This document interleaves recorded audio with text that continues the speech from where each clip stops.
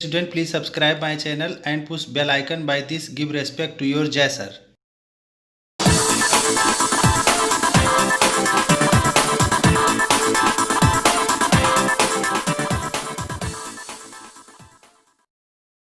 Hello my dear student and friend, आज मैं आपके सामने ऐसा जबरदस्त वीडियो लाया जिसमें केमिस्ट्री को ऐसा पढ़ाया गया जैसे शायद आज तक किसी ने नहीं पढ़ाया होगा। तो इसे देखने के लिए हमारा वीडियो देखिए, पूरी केमिस्ट्री जुगाड़ से। यहाँ पर मैं आपको आज बताने जा रहा हूँ effects of chemical reaction in everyday life.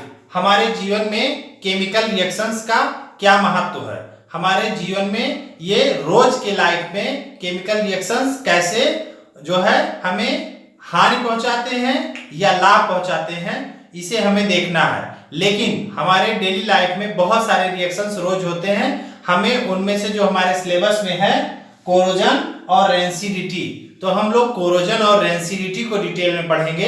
वैसे तो रोज के जीवन में बहुत सारे केमिकल रिएक्शंस हमको लाभ और हानि पहुंचाते हैं, लेकिन डिटेल में कोरोजन और रेंसिडिटी की पढ़ाई करेंगे क्योंकि ये हमारे सिलेबस में है और ये बहुत इंपॉर्टेंट टॉपिक है और हमें इसे जानना भी चाहिए क्योंकि ये हमारे डेली लाइफ में बहुत बड़े बड़े नुकसान कर रहे हैं।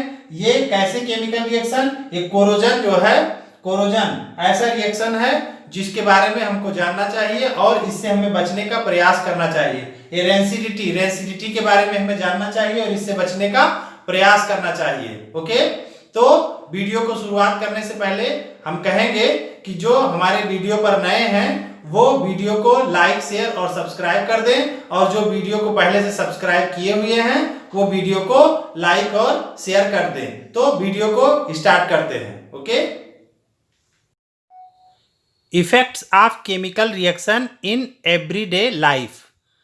हमारे रोज के जीवन में केमिकल रिएक्शन का प्रभाव हम लोग यहाँ पर पढ़ेंगे। हमारे रोज के जीवन में केमिकल रिएक्शन का क्या प्रभाव पड़ता है।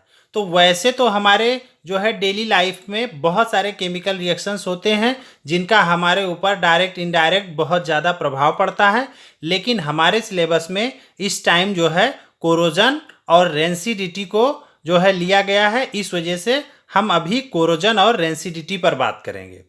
तो कोरोजन देखते हैं, ये कोरोजन क्या है। ये केमिकल रिएक्शन जो है हमारे आसपास चारों तरफ ये देखने को मिल जाता है। किस रूप में? ये जो है कभी कभी तो बहुत बड़ा नुकसान कर देता है ये कोरोजन। ओके, तो ये कभी ना कभी जो है हम लोग इसका सामना करते ही हैं। ठीक है, तो ये कोरोजन जो प्रोसेस है, आप लोग जानते हैं कि हमारे जीवन में ऑक्सीजन और वाटर इन सब का बड़ा महत्व है, लेकिन यही ऑक्सीजन और वाटर और चीज़ें जो है हमारे लाइफ में बहुत बड़ा नुकसान भी कर रही हैं। जैसे पता चला कि लोहे का बहुत बड़ा पुल बहुत पैसा लगा करके बनाया गया और वो पुल बहुत ज़रूरी भी था, लेकिन कोरोजन होकर के पूरा पुल नष्ट हो गया। बड़ी बड़ी इमारतों में जो है मेटल्स के सामान लगाए जाते हैं, पता चला कोरोजन होके नष्ट हो गया। तो इस तरह से आप जानते हो कि मेटल्स हमारे जीवन में कितना महत्वपूर्ण है। ओके, ये मेटल्स हमारे लिए लाभदायक होते हैं, इनसे हम बहुत तरीक़ों से बहुत जो है जगहों पर फ़ायदा उठाते हैं, लेकिन ये जो है हमारे जीवन में अगर हम इनका केयर ना करें तो ये नष्ट हो जाते हैं। तो इसलिए हमें इनका विशेष ध्यान भी रखना पड़ता है क्योंकि ये कोरोजन प्रोसेस से ये मेटल्स नष्ट हो जाते हैं, तो हमें उनको कोरोजन से बचाना रहता है। ओके, तो वही हम बता रहे हैं यहाँ पर कि the process by which metals are eaten up by the action of air, water and other substances। वह प्रोसेस जिसमें metals are eaten up, metals खा लिए जाते हैं, माने मेटल नष्ट हो जाते हैं, by the action of air, हवा के एक्शन से, वाटर के एक्शन से एंड अदर सब्सटेंसेस, ये सब लोग मिलके मेटल्स को नष्ट कर देते हैं।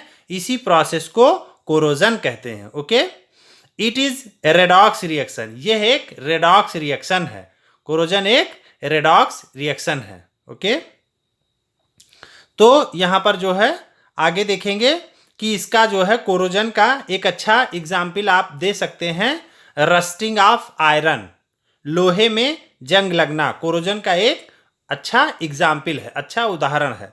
तो जो है लोहे में जंग लगना हम जो है घरों में और जगहों पर लोहे का बहुत ज़्यादा प्रयोग करते हैं, लेकिन ये लोहा जो है रस्ट लग करके नष्ट हो जाता है। लेकिन यहाँ पर हम देखेंगे कि अगर आपसे कोई पूछे रस्ट का क्या फार्मूला होता है तो आप क्या बताएंगे, Fe2O3.XH2O। ये रस्ट है जो लोहे के ऊपर लगता है और लोहा नष्ट हो जाता है। ओके, तो और ऐसे ही आप देखेंगे सिल्वर के ऊपर भी कोरोजन होता है, तो silver turns black due to Ag2S। Silver का फार्मूला Ag होता है और वो जो है ब्लैक कलर का हो जाता है। क्यों? क्योंकि उसके ऊपर लेयर आ जाती है, परत आ जाती है सिल्वर के ऊपर, किसकी? Ag2S की। ओके, दूसरा देखेंगे कॉपर टर्न्स ग्रीन। कॉपर जो होता है Cu वो टर्न्स ग्रीन, वो हरे रंग का हो जाता है, उसके ऊपर भी एक लेयर आ जाती है due to CuCO3 copper carbonate की डॉट CuOH का होल ट्वाइस, ये बेस है। तो इस तरह से बेसिक कॉपर कार्बोनेट की उसके ऊपर लेयर आ जाती है जिससे वो ग्रीन कलर का हो जाता है। तो इस तरह से इन मेटल्स के ऊपर जो है कोरोजन होता है। आगे देखेंगे प्रिवेंशन, क्या है इनका बचाव, कैसे इनको बचा सकते हैं।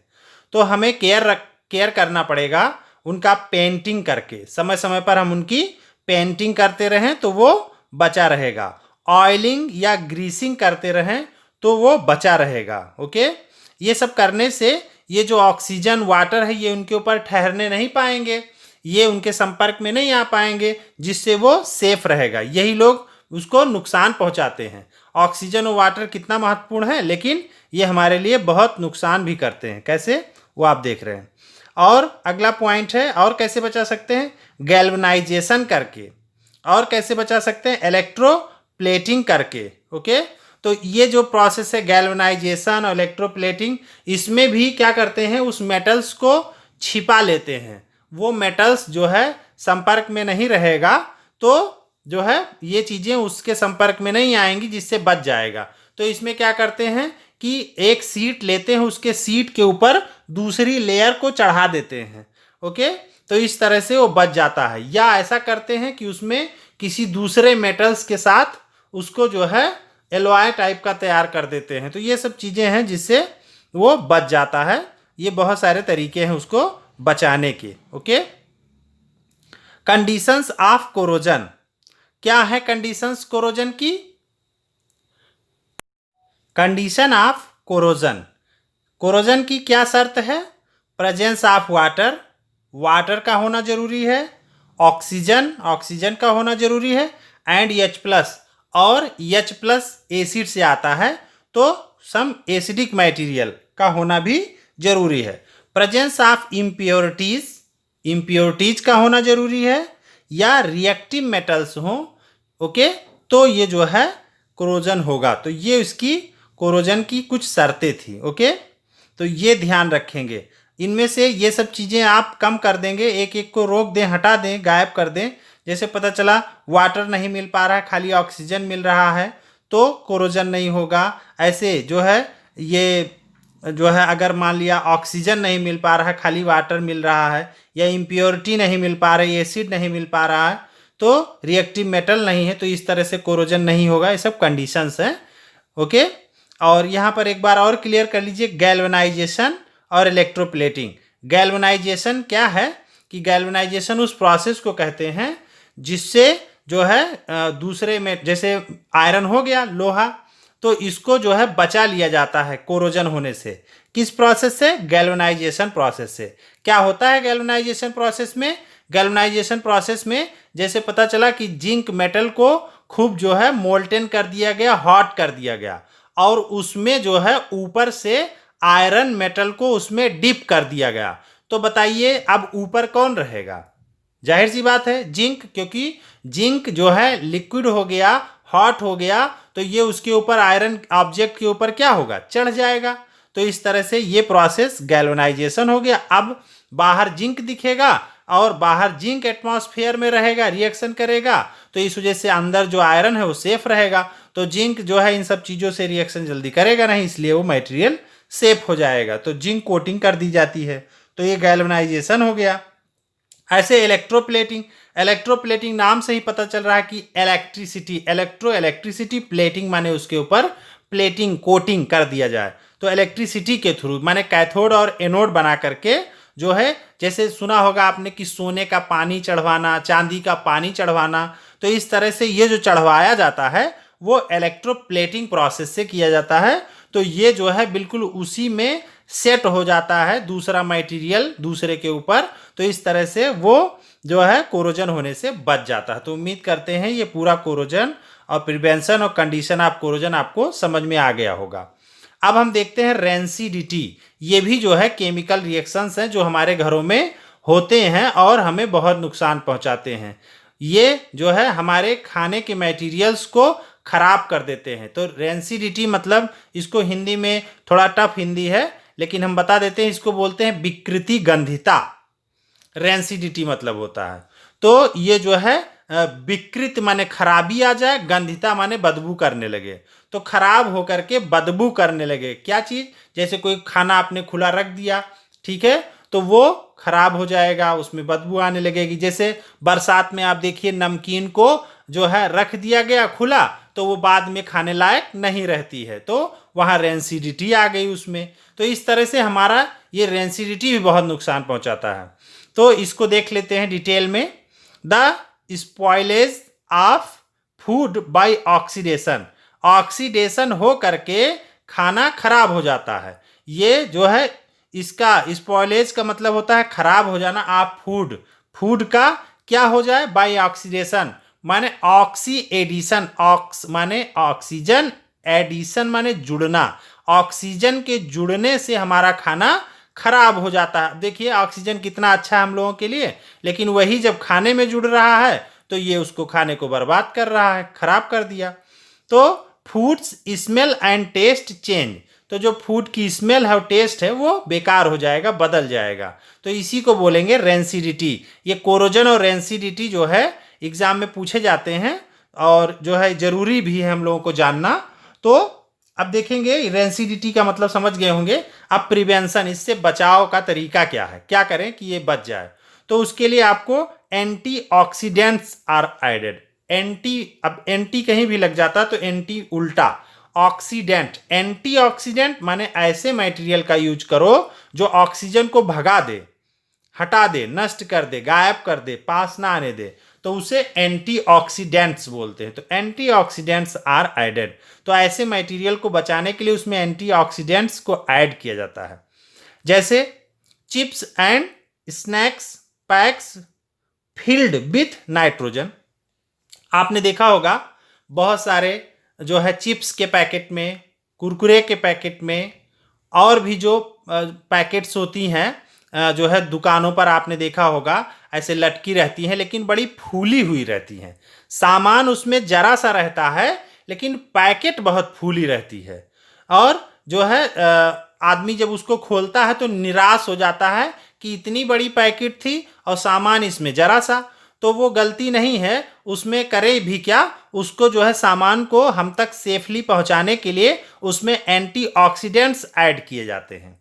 तो ये एंटीऑक्सीडेंट्स जो है यहाँ पर आप कह सकते हैं कि ये नाइट्रोजन जो है ये काम कर रहा है, उसमें नाइट्रोजन गैस भरी रहती है, तो जैसे आप फाड़ते हैं वो गैस निकल जाती है। तो chips and snacks PACS filled with nitrogen, उसमें नाइट्रोजन गैस भर दी जाती है जिससे वो सेफ हो जाता है। और क्या कर सकते हैं? Milk, butter, vegetable, fruits kept in fridge, इन सब चीज़ों को हम फ्रिज में रख के बचा लेते हैं। ओके, ऐसा घरों में रोज होता है, तब हमारे सामान हमको सुरक्षित अगले दिन मिलते हैं। ओके, अगला आप देख रहे हैं point, air tight container prevent oxidation. आप जो भी चीज़ सेफ रखना चाहते हैं उसको एयर टाइट कंटेनर में रखें कि हवा उसके अंदर पास ना हो सके, ठीक है, खूब टाइट रहे। तो ऐसे बॉक्सेस का यूज किया जाए तो ये जो है रेंसिडिटी से बचा जा सकता है। Antioxidant like BHA and BHT, हम लोगों को ये जानना है कि BHA और BHT जो एंटीऑक्सीडेंट है इनका फुल फॉर्म क्या होता है। तो ये BHA और BHT का भी यूज किया जाता है रेंसिडिटी से बचने के लिए। आर एडेड टू बटर, तो इसे बटर में ऐड कर देते हैं और वो सेफ बचा रहता है। तो इसका नाम है butylated hydroxy anisole and butylated hydroxy toluene. ये दो जो है एंटीऑक्सीडेंट होते हैं जिनका हम लोग उपयोग करते हैं। ओके, तो इस तरह से उम्मीद करते हैं ये टॉपिक आपको समझ में आई होगी। तो जो हमारे वीडियो पर नए हैं वो वीडियो को सब्सक्राइब कर दें, लाइक और शेयर कर दें, और जो पहले से सब्सक्राइब किए हुए हैं वो वीडियो को लाइक और शेयर कर दें। बहुत बहुत धन्यवाद।